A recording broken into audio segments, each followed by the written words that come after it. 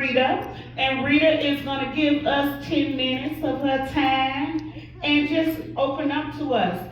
Girl, give us some nuggets. Well, hello, hello, hello. Hello, hello. You My can name stand is if Rita you want Parker. to. Ooh, bad knees, girl. Okay. I'll stand for a minute. I might sit back down. My name is Rita Parker. I'm 63, originally from Washington, D.C. I've been in Georgia off and on for the last 20 years or so.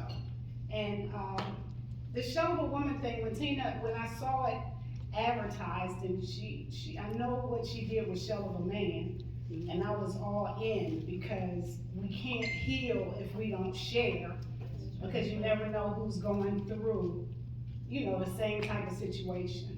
So in my little blurb to Tina, I talked about probably a whole bunch of stuff in my 60 seconds. So I'm gonna try to run it down for you in 10 minutes. My mother had me at 36. I have two older sisters. They were 17 and 19 years older than me. My mother was abused from the time she got married at 15 until I was 4.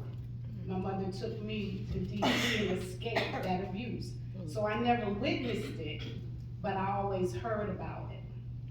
So when I had my first kind of boyfriend in 10th grade, I met an abuser. Didn't know. I was 15 going on 16, had my first little boyfriend. I'm in high school, and I had an 8 o'clock class. He would meet me at school and walk me to class and all this, and one day out of the blue, he punched me in my chest. Don't remember why, I just know the wind left my body. Punched me like a dude. And I cried, and it shocked me, but I was scared to tell anybody because I didn't know, it had never happened. I didn't really know what my mother had gone through, although I heard stories from my sisters. But I didn't know what to do. I stayed in that little relationship, and it wasn't always bad. But when it was bad, it was very bad.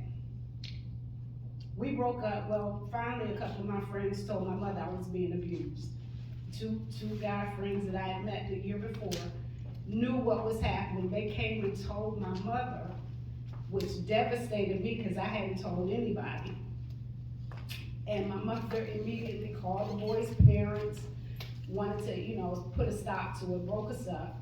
That was the year between 10th and 11th grade. So my mom sent me away. I stayed with my sister for the whole summer, got myself together, and prayed that would never happen to me again. But it did. Got out of that as a teenager. Had a very nice boyfriend, no issues. But as an adult, my ex-husband beat my ass. It wasn't a regular thing that happened once. I left, decided I wasn't going to take that, told my mother, and she said, you got two choices, you either stay or you go. Just know that if he did it once, he will probably do it again, but I can't tell you what to do. So I stayed because I had a daughter, and I wanted that relationship, I wanted that life, I wanted to be married, I wanted to be somebody's queen.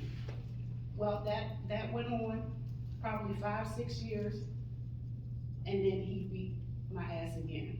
Didn't hit me all those years, but it did come back, just like my mother said. After that, I decided I was gone. I was going to leave, which I did. We were separated 5 years, but after those 5 years, he begged me back, and I trusted him because it had been a long time. I'm thinking, this ain't gonna happen to me again. We got back together, moved to Delaware. The girls are older now, and I'm thinking this is not gonna happen again, but the same insecurities, the same issues that he hadn't changed. I had changed, but he hadn't changed. So one night after he had been out drinking, he came home on one, and we got into an argument. He took one of those old Princess phones that you used to have on your nightstand, if you're old enough to remember them, and threw it at my head. I felt it go past me, and it shattered my mirror. We were living on Dover Air Force Base. I called the SPs, said, this will never happen to me again. So when I left that time, they came and got him. When I left that time, I didn't go back. And I don't know what about me, well, I think I'm a fixer. I think when I'm with a man, I believe that if he's not whole, that I can make him whole. That's my nature. I wanna make it right. I wanna fix it. But we can't fix them. The only people we can fix is us. But it took me a long time to understand that. And it seems like all the guys that were attracted to me, it's always been, you know, you cute, you whatever. He's nice. I'm thinking nice guys are attracted to me. I give them an opportunity and they're broken. And instead of leaving, I think because I'm the person I am, I can pray for them, I can make them better, I can fix them, and that never works. Can't fix everybody. You can only fix yourself. And at 63, I'm single. I'm fine with myself. If I never have another loving relationship, I'm okay with that because I love me. And I know who I am and I value myself.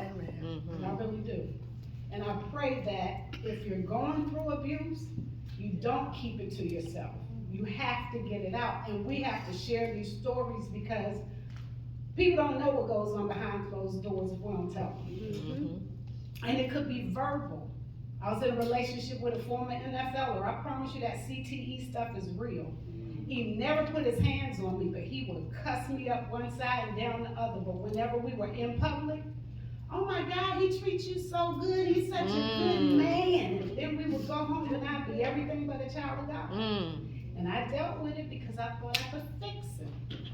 Couldn't fix him. I had to fix myself. So I fixed myself. 5 years I can't get back. But I fixed myself and finally walked away. So I'm saying, ladies, if you got issues, don't hold on to them. Talk to somebody. Doesn't matter who it is, it could be a stranger. You might be in a store. Somebody got a friendly face. Share your story. It might be somebody that can help you. It might be something they can say that'll make it better for you. All right, is that my team? Yeah, you close enough. You got 4 more minutes. Something about your show, the new family. Oh, new family Yeah. stuff. Y'all know Tina. Tina and her unscripted stuff. Tina is a beast. So we were having a conversation at Rosalind's classes, and I don't know how we got on it, but I'm telling Tina, my ex-husband, I was married 18 years, y'all, got 2 beautiful girls. Back there was my youngest daughter, 6 grandchildren. But my ex-husband and I got a divorce after 18 years, and I wouldn't let him hate me. I knew the relationship was over, but I wouldn't let him hate me. We're gonna be friends, we got kids. So, he now is married to, he went to the Philippines and got his wife. But he's married to a woman the same age as our oldest daughter, and they have 4 children the same age as our youngest 4 grandchildren. But we fine. We get together on holidays. We share stuff. We are, we're a blended family, and we're okay with that. She hated me, but I made her like me. She apologized for treating me ugly because, I made her like me. But at any rate, Tina came up with this concept for the show, and we did 4 episodes, all available on YouTube. New family. We had a good time, and I can't wait till we get together and do some more episodes.